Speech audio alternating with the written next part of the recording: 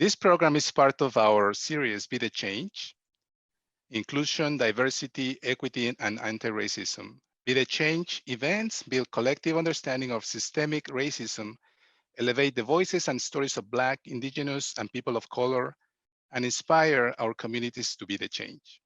This series is generously supported by the City of Glendale Arts and Culture Commission. Our special guest tonight, Yuyi Morales, was born in Jalapa, Veracruz, Mexico, La Ciudad de las Flores, the city of flowers and springs.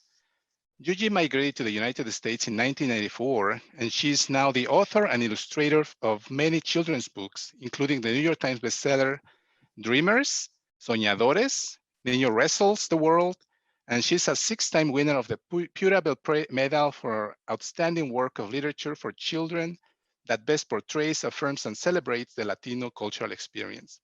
Other honors include the America's Awards, the Golden Kite Medal, the Christopher Award, the Jane Addams Award, and the Thomas Rivera Award. In 2015, she received the Caldecott Honor for her book, Viva Frida. Our other guest, Loida Garcia-Febo, is a Puerto Rican-American librarian and international library consultant expert in library services to diverse populations and human rights, president of the American Library Association, 2018 to 2019, president of Reforma, 2009 to 2010. Born and raised and educated in Puerto Rico, Garcia-Febo has advocated for libraries at the United Nations, the European Union Parliament, US Congress, New York State Senate, New York City Hall, and on sidewalks and streets in various states. It's really an honor for me to introduce you to these wonderful Latinas. Please welcome Yuyi Morales and Loida Garcia-Febo. Hi. Hello, Yuyi. Well, welcome again, bienvenida. Yes. This is so wonderful. I've known Yuyi for a long time, but it's mostly at conferences. And it's such a pleasure to always see her and also hear her when she speaks at the events. And so tonight we're going to have a nice conversation. I'm happy about that. As a member of Reforma, the National Association to promote library and information services to Latinos and the Spanish speaking, I am very aware of Yuyi's work. Together with ALSC, which is another library association, the Association for Library Service to Children. So together with ALSC, Reforma awards the Pura Belpré Award. And this is an award to recognize Latino authors and illustrators whose work best portray the Latino cultural experience in a work of literature for children or youth. And Yuyi has won at least 9 Pura Belpré Awards. And so we at Reforma love Yuyi, and her work is really beautiful. And it's a treat for like the mind and the soul. It's really nice, very blessed. And so today I want to know many things about Yuyi. So we'll see. But Yuyi, we'd love to hear about your book today. And first, I want to know more about you. And so please share with us about your experience coming to the US and your love for public libraries. Wow. Well, you're asking me to speak about something that is very close to my heart, and also it has taken me to where I am at right now. I came to the United States as a new mother in 1994. That's a long time ago. And when I came as with a fiancé visa, as a Mexican woman with a baby, and at the age that I was at and the job that I had, I was never able to get a visiting visa like most people try to come to the United States with that kind of visa, and they wouldn't give it to me. So what I did is that I eventually came with a fiancé visa because the father of my child was a United States citizen, and I came to the United States thinking that I was bringing my baby so that his family in that part of the world could meet him, could get to know him and me. And we went there for a few days, and we ended up staying to live in the United States. So when I stay, I wasn't ready for it. I didn't have the language. I hadn't been there thinking that that would become my home. So the process of adapting to a new place was really difficult for me. Like, it is very difficult for most everybody, even when they think that they are going there because they want to go. So in my case, what I did is that I cried for a long time, like every day. And I found myself devoid of the things that gave me familiarity, of the things that validated my voice, my feelings, the things that represented me. And in that great void that happened at that moment, the public library arrived. And it arrived in the form that my mother-in-law, who didn't speak Spanish, she knew how sad I was in those days. So she was trying to do things for me where I would feel happier. And she really did something that changed my life. And it was to take me to the public library. Um, and when I entered it the very first time, is like in the book Dreamers, where I depict this like doubt, like not knowing if this place was a place for me, not knowing if I was going to be making a mistake and I was going to be asked to leave, especially since I had a little baby who will cry easily. But observing that other people will take books from the shelves, then I started doing the same thing, and eventually I found the love of my life, one of the many beautiful loves of my life, which is the picture books. And from there, I found a space where I found a path that was inside the stories, inside the pages of those books. And I like to say that I was very surprised to see that there was a children's book section at the library. I was very surprised because when I grew up in Mexico, I didn't have books made for children. But my biggest second surprise was to see that there actually were some books written by people that look and live like me, that came from places like Mexico, that spoke Spanish like I did, or were immigrants, or just like me, because I never imagined before that someone who came from Mexico and was my color and had my language could actually have books at the library. And that was the big door that opened up for me, more like in my heart and my imagination, imagining that someday I could also make books like those that I saw at the library. That's beautiful. Everybody, let's go to the library. I just feel like I have to go by right now. um, and in the same line, and this was then in your experience. And so what can you share? Or what would you say to mothers visiting libraries today with their sons or daughters or their, little babies, or maybe if there's someone that is watching us now, what would you say to that mother? Oh, wow. Well, I will tell anybody, but especially moms, that they need to know that no matter where you come from, no matter whether you speak the language or not, the library is a place for you. And I know that librarians are working hard to make sure that that place, that you know that that place is for you, that place is your home as well. At the beginning, I didn't know it. And I was constantly afraid that, like, if my child, who was only a baby, will go and try to grab the books, that they were going to tell us it was not okay. Fortunately, I had librarians in my life that actually encouraged that were happy that my son was grabbing the books, and that also provided books for me while I was there with my baby. Um, I would like for those mothers to know that even if they don't think so, the library is also their home. And it's not just a place where they're gonna find books. It's a place where you are gonna find a computer where you can find things that you need. If you are applying for a job, you can go and ask for help, and people will help you do that. If I remember one of my big surprises was that the use of the bathrooms. And I know that this might sound ridiculous, but I thought like they weren't gonna let me use the bathroom with a baby either. And then to my surprise is that I was welcome there.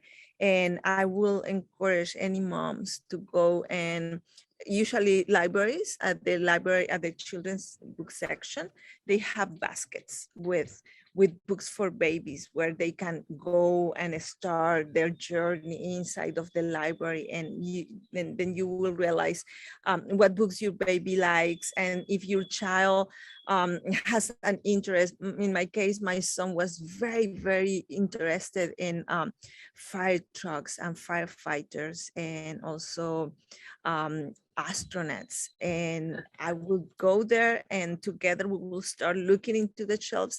And when I acquired the language, I was able to ask for help from my librarians. It took me a while to be able to do that, but fortunately I had very patient librarians that knew how to communicate with me without making me afraid.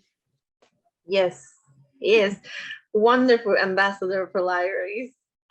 Let's talk about that process, right? You mentioned books and how appealing they were to you as a young mother, and how they will be to other mothers. And so you are part of the creator process, right? And so can you share a little bit about your experience creating literature that celebrates the Latino culture experience, and you, and then the mothers and all those people that you are also mentioning?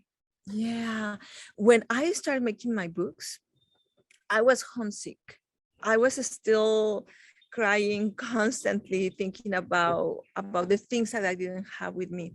And I realized that first, that we all have stories. You have stories, I have stories inside of me.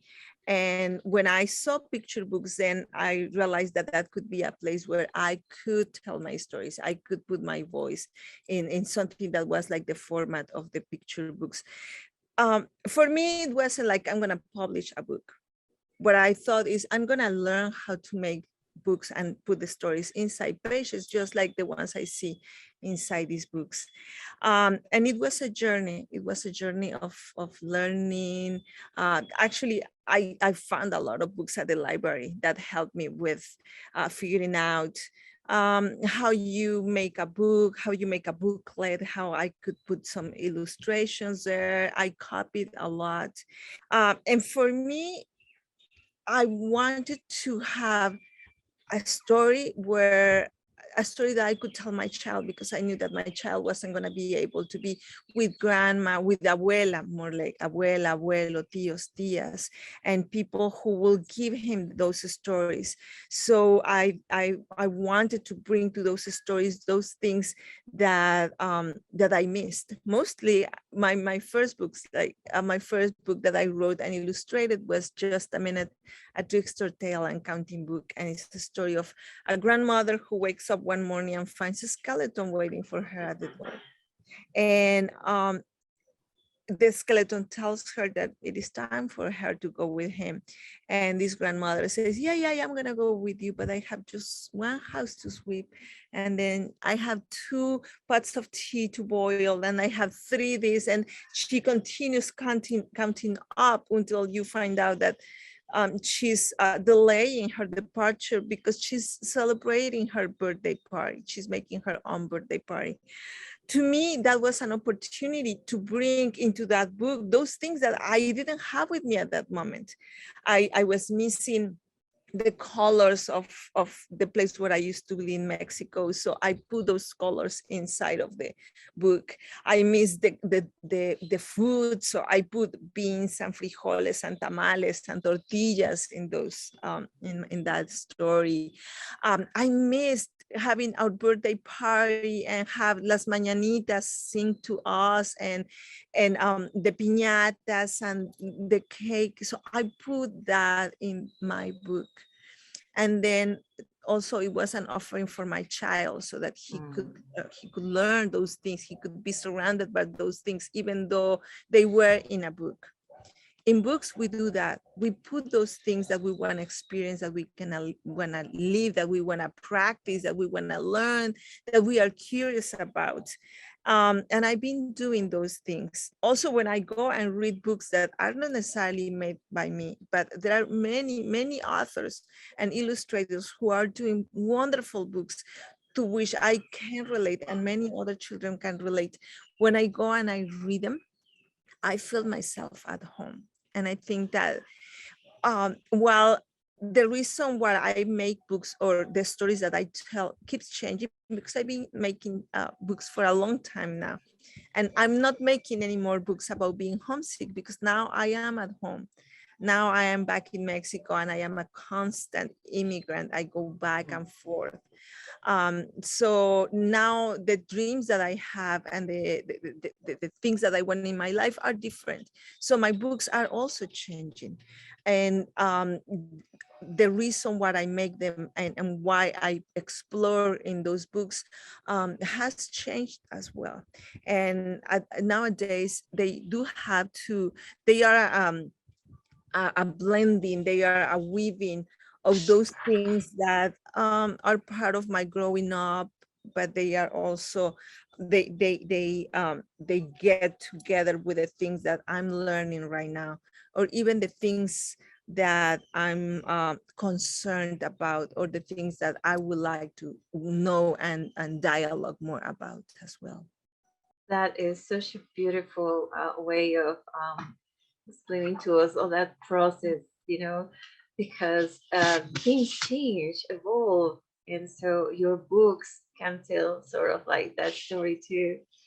Yeah. And talking about that, your most recent book, Dreamers, I really like that book. It's very inspirational. Yeah. And you wrote, "We are two languages. We are lucha. We are resilience. We are hope."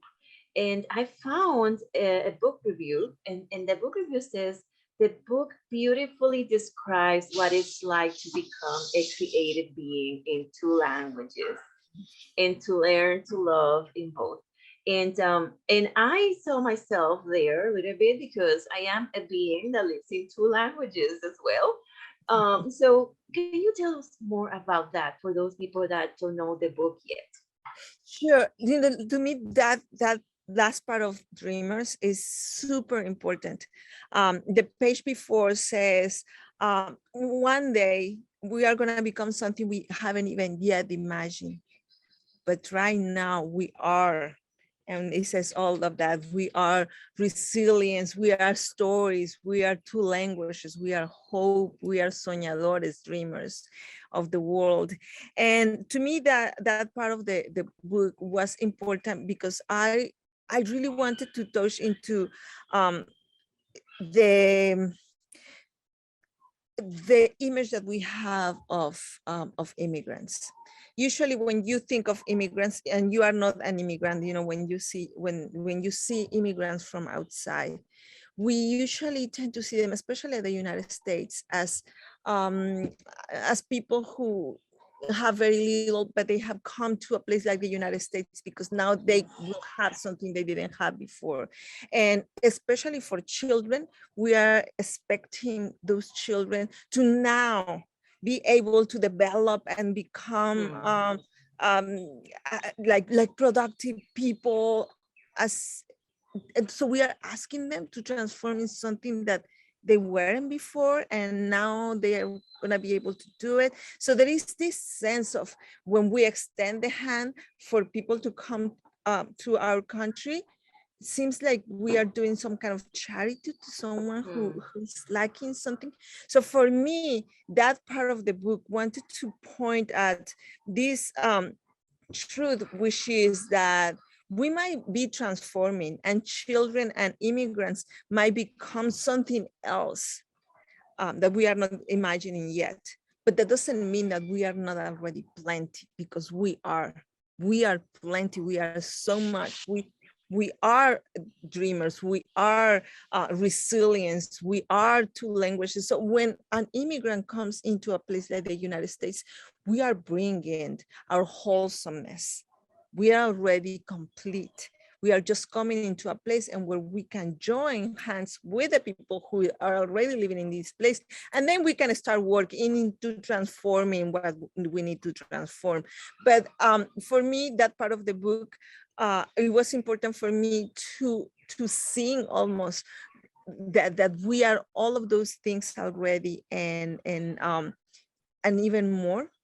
And we are not there or here, so that we can finally become humans. We are already these wonderful humans. And for me, it was important in Dreamers to signal that, to make it evident, so that we don't get confused.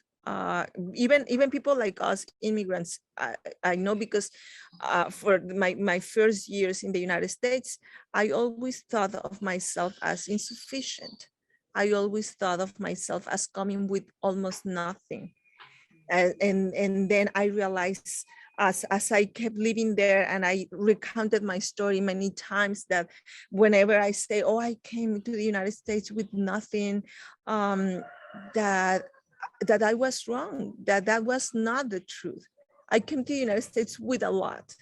I came with my own dreams. I came with my hands and my feet and my ganas de trabajar. And I even brought my child with me, like the most beautiful thing that I had, the most beautiful being that I had.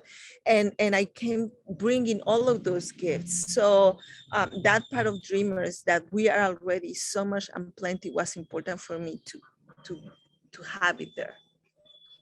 This is so important what you're talking about, because sometimes we see it everywhere. This is bit of a savior behavior from the mainstream culture towards the immigrants from any type of group, but Yes. the immigrants group. So it's so important to reassure and to also empower that, the things that people already have in them, and to feel pride about what they already are.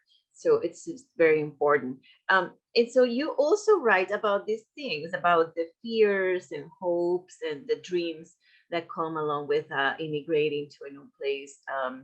And so based on that, and you already said a lot, but if you want to add more, what is the advice that you have for those currently navigating that situation, but also for those trying to help people navigating the situation? So there are two different sides, but they're all facing, right, living in this world that we call the United States, where we have so much immigrants.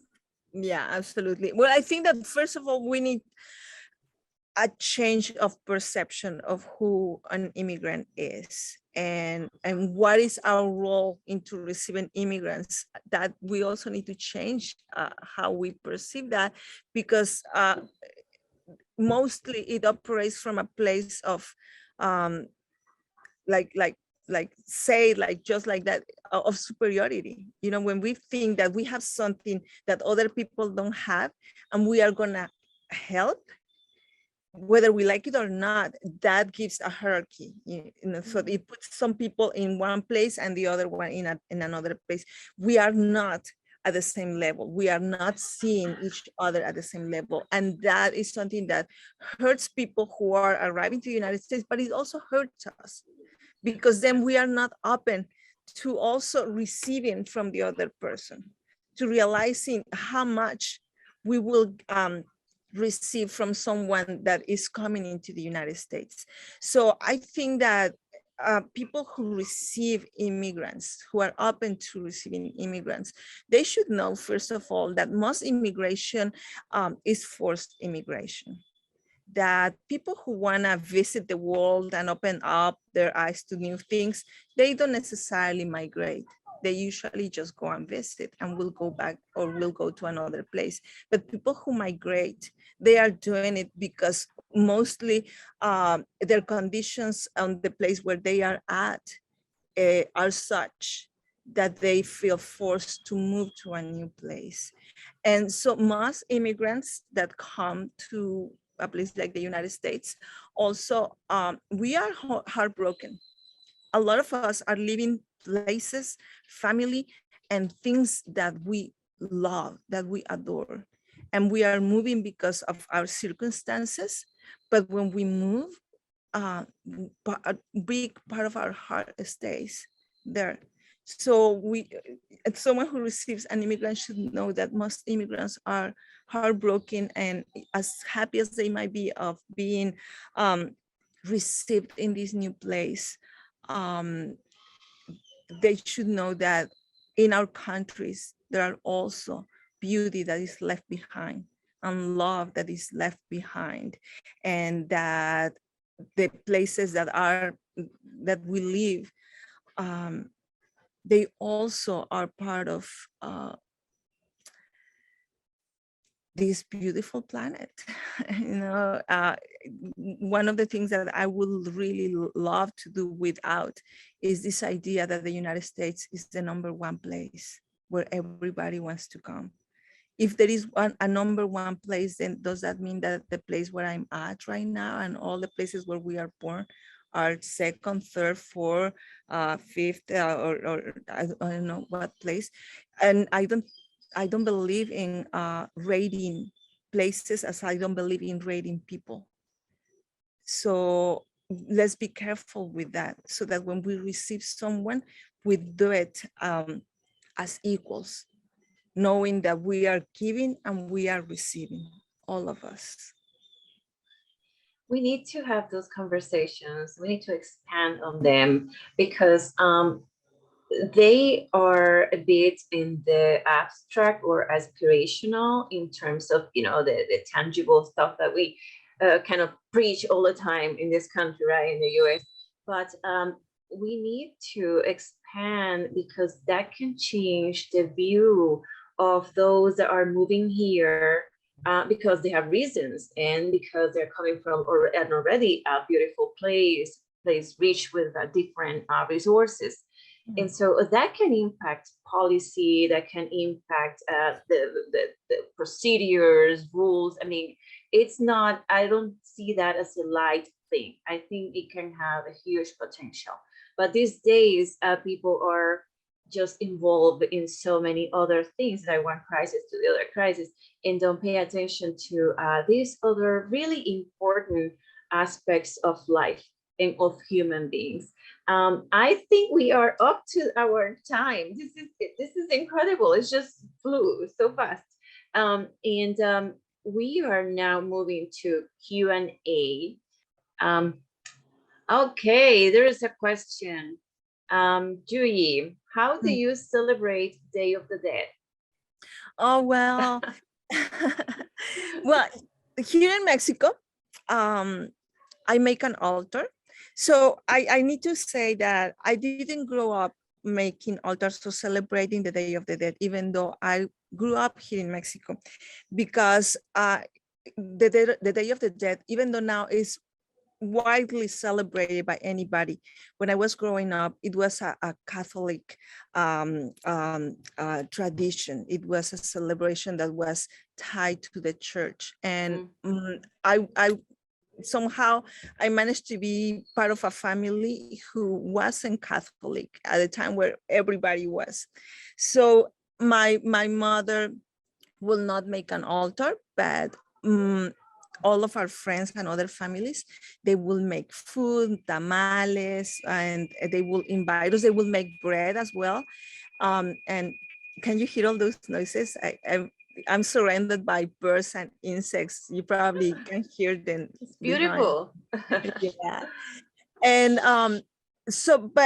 but as I grew up, I decided to celebrate the Day of the Dead because to me it was very important to have a time of celebrating my loved ones who had already passed away. And nowadays, like my last celebration, I made an altar, and I always make it outside in the patio, because I also make it for my dogs. My dogs who are part of my family, and in the tradition, animals also come and visit. It's only that they come in the days before the humans come. So while children come on the 1st of November, and adults come on the 2nd of November, animals come like between the 28th and the 30th. And it is at different places. The belief is like it constantly moves. It's not like they come one day, but it's like they are arriving and then they eventually leave. And it's more like a continuous, like a flow. I usually, on the very day of the day, on the second day, which is the day that they are supposed to go back to the world of the dead, I bring my jarana and I sing, and I have food and I eat right there next, imagine to my dogs where they were buried, and I imagine that I am with them and I sing them songs, and I put their photographs and the photographs of my grandmother and other people who I am also receiving in those days. It is beautiful. It sounds beautiful. And, I grew up in Puerto Rico. We don't have that tradition. And so it's a tradition that I have kind of adopted here in when I moved here, because I have so many friends. So, but now I'm learning more about the animals, the pets, which Yeah. I also love as well. I have a question, and it's related to that relationship again between mother and son, right? That you were talking earlier. And how do you see that type of mother son relationship, but among immigrants, right? You talked about that, but what the world needs to know about it. We talked about the immigrants, and then this the people living in the US and how they see them when they arrive. But there is something very special and unique between mom and, I will say, child, but in this case, let's say mom and son. What they need to know about this. One of the things that, and I think that this also has to do with who's around mother and child, is that there is also the perception that, like, when you don't speak the language, for example, that you are not as intelligent, that there is a lack of something, that there is a deficiency, and that's usually also put it for children as well. And one of the things that people should know, I know that I'm not talking about necessarily mother and son right now, or child, but I'm talking about the people around this duo, which is a child and a mother, that they should know that most everybody is very efficient in their own language, and that the knowledge that they have, the wisdom that it is among a child and their mother, is one that is humongous and is beautiful, and it's really powerful, and that for that, any mother with a child should be treated with a lot of love and respect and support. And for mothers, I will say, like, in my experience, I always like to offer that, because that's one of the things that really tied me from my corazón to my child, which was books. For me, having the books to make a bond with my son was one of the most perfect ways of doing it, because we share stories, because we share time together. And I will tell any mom that I will always invite her to, even if they don't know how to read a book, maybe the book is in a language that they don't understand. Si el libro es en inglés y ustedes solamente hablan español, you still grab that book, open it up, and try to point at the things that you see. Picture books are magical because they have illustrations. So you can look at what's in the book and examine it with your child, with your baby, or even with your teenager, if they let you, sit next to you and share the book together. I know now that reading a book doesn't mean that you have to know how to read the words. It means that you look at it, that you open it up. act of sitting next to a child or putting her in your lap and opening the book and being together, embracing, being close, feeling your heart next to the other, that is the act of reading. Even if you don't know what the words say, you can still read that book and it will make a bond between you two. You will know the same stories. You can have stories that you make up together, and later on even stories that you remember, like, remember that book that we read a long time ago, and remember how beautiful, how funny, how scary it was. Just to have those experiences together give us this bond of continue living with our children until the times where it's a little harder to communicate. But if we have those stories together, we have something that we can still share together. That is so beautiful. Um, and it just made me think when you were speaking about that very special relationship and the bond that you mentioned between mom and child, how much children, unaccompanied children, have suffered crossing the border. And it goes along with the theme of this series and with the conversation we've been having, right? It's a very serious matter in terms Yes. of how many children have been separated, and the bond, right? It somehow has been deteriorated, and it's sad, right? All the hurt that been caused, but it's something for us and for people that are watching us or that will watch this recording of the event to think about, because there's a human aspect and there's also this very incredible connection that parents and moms have with the children. And so I know this is we are getting in a very deep theme, but do you have something to say about that? We all have many things to say, I'm sure. Yeah. Oh my, yes, don't I? Well, my latest book, which is in Lucero and in Spanish is Bright Star.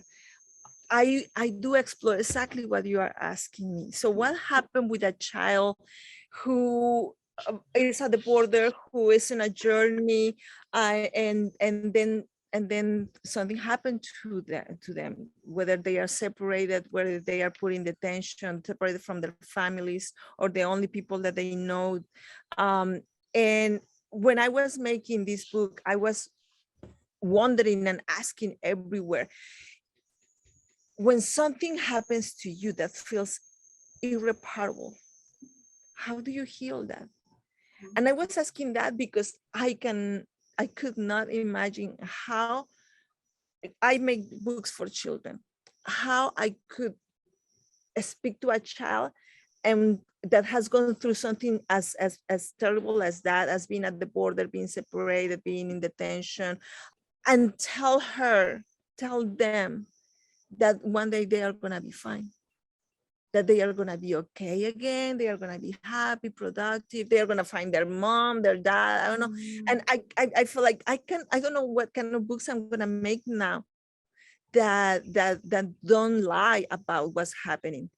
And what I did with Bright Star was to explore how that healing happens, but also to explore what is our responsibility as adults with children so that they can be safe, because I don't believe that we can ask children to be the ones who are gonna be fine, like just be strong, just be brave, just wait for some time and things will be better for you. I think that that's too much to leave on the hands of children that we are not protecting. So for me, at this point, the responsibility is in our hands as adults that we are, to make sure that any child, no matter where they come from, where they are going to, who they are gonna be taken care of, they are gonna be respected, they are gonna be in good hands, because they are that light in our hearts, no matter that they are not our children, our own children in our family. So for me, that exploration of how we heal is still something that is happening. I'm still learning how what are the actions that we need to create in order to take care of those children. And one of the things that I've learned right now is that there is no one action, as there is no one answer to how we are going to heal things. We are going to have an universe of actions and answers, and a universe of books that are also going to help us take care of those children and let them know that they are in good hands. It's definitely a huge topic, to say the least. But you are so right on point, because this will help, I believe, to our society, our country. The U.S. is such a mosaic. It's just a beautiful mosaic. But if we don't take care of that, then that's what happens. Societies become dysfunctional, as we can see. Right, there are so many other things. It's like a domino effect that we don't want any more crisis. But how to help heal. And I always go back to also, I think goes hand in hand, the care we put into these matters, and also policy. I think it can be Yes. applied. Yeah. I think you can have a heart and also do a policy and rules and all that. I'm so glad that we touched on that. It's a very emotional topic also for us, because we have so many friends and family members, perhaps, that have someone that's been separated, or know someone. And I want to say that Reforma has a project where at times we collect books and bring them to those centers that are unaccompanied children are there.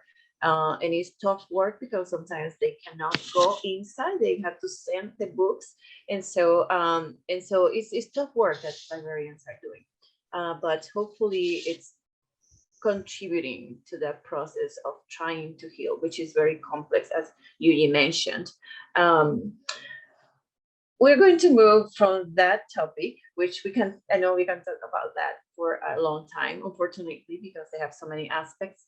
But you mentioned your newest book, I think, right? Yeah. Is that your next thing, or are you working on another thing? Because I know you are very creative and active. I am working in a newest book, and like I'm struggling with it because I want it to be so many things. I want it to be mostly a book about rebelliousness, and I want it to be a book about happiness. I want it to be a book about how we find that well-being that we all deserve, Yes. which not sometimes is not as easy, but I'm exploring that. And because the theme is complex, I'm here every day, like right before I started this session with you, making some drawings and writing some words. Like you see me also here, I'm surrounded by nature, but animals. Just a moment ago I also hear that my neighbor, my a year old neighbor was knocking at the door, but I didn't go and open, obviously, because I'm here with you. I'm surrounded by a world that also deserves our care. And I want to make books that address also children who are in places like this in Mexico, because some of these children who are here in Mexico right now are the children that are going to be in the United States at some point. The adults are going to be in the United States, or hopefully they won't and they will stay here. But in order for people to stay in the places where we are born or where we are growing up, we need the right conditions, and we need to have all those tools and those things that make of this place also a deserving place to live in. So Yes. making this new book is just like this exploration of many things. Oh, I can't wait. It's right up my alley. I love wellness. I love bringing more positivity. And we cannot stop that, even though there are so many things happening around. So, you wrote about dreamers, and then you wrote about the Lucero, and then now wellness. We need to try to continue. That's so beautiful. I have a question here for you. Um, from all the books that you've written, do you have one that is your favorite or is meaningful to you in some way that you can share? Because I heard that authors sometimes like love all their children, right? All the Yeah, books. yeah, I do love them all for very different reasons. I love Just a Minute because, like I mentioned before, that was my first book and it brought me everything that I was needing at the time. And Lucero and Bright Star right now, it was such an exploration for me that I love that book. I love Dreamers because it made me go back to not I wasn't just trying to tell my story. What I really was doing is trying to bring back what were the things that I learned as I became an immigrant. What are the things that I know now that I didn't know before? And also because I wanted to make an invitation for everybody, for all readers, to give value to their story, to recognize how brave, how complex, and the things that we have done to be in a new country, and for everybody to recognize how important the story is, no matter what the story looks like. And I'm hoping that Dreamers is a good invitation that let everybody know that our stories are very valid, and I would love to hear your stories. And besides that, I love Niño Wrestles the World because, because who doesn't like to play with your fears? Oh, that's so beautiful. Like it's like, yes, I need to read them again. um, so you are a writer, an illustrator, among many many things, and you're very busy. But I do, as a librarian, I am curious about what are you reading these days, or maybe you are listening to something. Oh, What is that resource maybe that is in your life now? wow. Well, this nowadays. I have a reading circle here in Mexico, and we are reading feminist books, but not the feminism that happens in the United States. It's a feminism that happens here in what we call Latin America, what happens here in Mexico, what happens in communities, like the feminism that talks about how we all together are going to create a different world. So some of the books I've read lately, they are in Espanol, but if I could recommend, there is this author, she's called Coral Herrera, and she has a lot of books about love and how true love is a love that we all form together in moments like this when we get together. The love and the care that happens among the nets that we create when we get together. I love if you can find it, if you will be interested. Those are really great books. Coral Herrera. Let me think. I'm reading. I, I recently read. I haven't finished it. Homo Deus and Homo Sapiens, and I don't remember the name of the author, which is like this view into how we became Homo sapiens, if that's how you say it in English, and have the evolution of the human happen. And there is my friend that went by behind me, my neighbor. And then I'm reading some books, some children's books that I love. I'm reading everything from Raul III, all the lowrider Yes. books and the new books that he has. He has these books that are more like for first readers, for younger readers, which is like a lot of repetition. Mm. He has one that is called Team Tag, and where he has these characters, El Toro, who is a wrestler, and his friend, I'm forgetting her name right now, and how they team up to to do things together, to clean, to have their, like their ring clean and orderly and in a place where they can coexist. um I love their stories. I have so many that I could recommend, but right now I'm very inspired by by his work and other people's works as well. Yeah. I do recognize his name because he has a technique. I think it's him, where he draws with a ball point or Yes, something, exactly, and so it's exactly. a very special technique, and Yes, how it's done before it's going to print. that's So right. And he just won the Pura Belpre Award this year.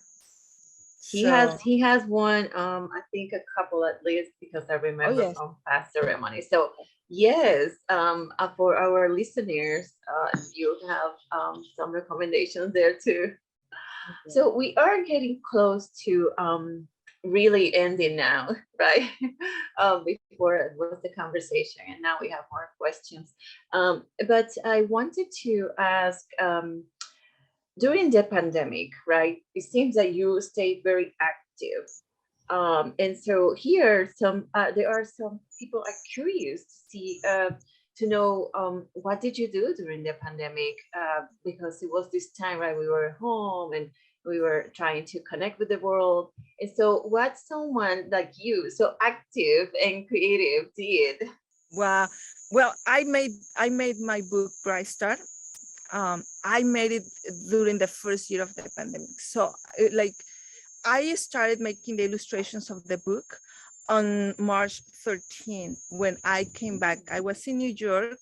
I was doing some presentations, and then they say that everything was closed, everything like the wall closed, and I took the first airplane and I went back to Jalapa, to my studio here in Jalapa.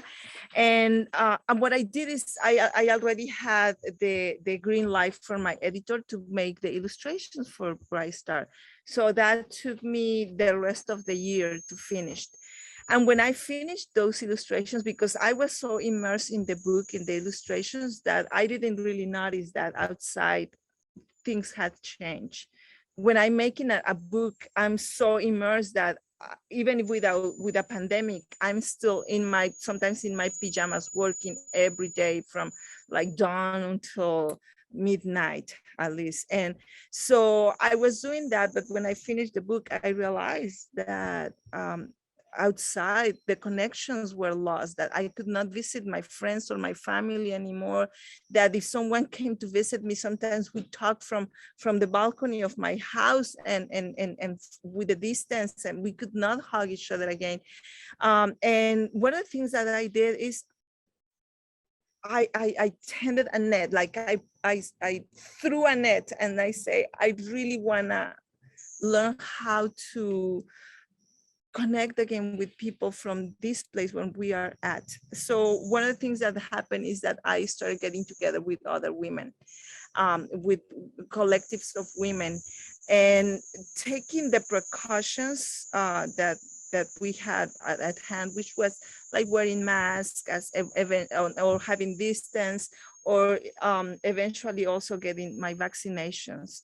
That was something that helped me get closer to people and continue working with them. So we did things like that. We started a reading circle. I did a few murals, but I didn't do them by myself. It was always with a group of women. So one of the things that I did was learn how to create in community. And yes, it wasn't easy because it was with the new care that we had to exercise while COVID was still here. And we are still working on that. We still have some precautions, but we are working together. Oh, that's beautiful. Oh my God, what a way to end. Promoting unity among human beings, right? That's the important part that we shouldn't lose. We should nurture that and see Yes. how we can grow. Well, thank you so much for your time, Yuyi. Oh, thank Your you. background is lovely. Thank you. Yeah, I'm here. This is not Jalapa this is one of the other things that happened during COVID, that I decided to move to a place near the ocean. So I got a little piece of land and I built me this palapa, which is Oh, just this roof made of palm leaves, and this is where I work now. oh, lovely, lovely. Can't wait for your next book. Well, thank Thank you so much. And I you see so Guillermo much. is here. Well, until next time, Yuji. Until next time. Thank Muchas you, Guillermo. gracias. Muchas gracias, Yuyi. Thank you, Yuyi and Loida, for sharing this wonderful conversation with all of us. And I would like to invite all our attendees to visit the Be the Change website, which is eglendale.lac.org/be the change, to see all our upcoming virtual events in honor of Asian American and Pacific Islander Heritage Month and Pride Month. And then also we have Yuyi Morales books at the library, print or Ah, electronic. So visit the library and check out her books. They're awesome. So again, thank you for joining us this evening, and a warm thanks to Yuyi and Loida. Buenas noches. Have a wonderful evening, everybody. Thank you. bye.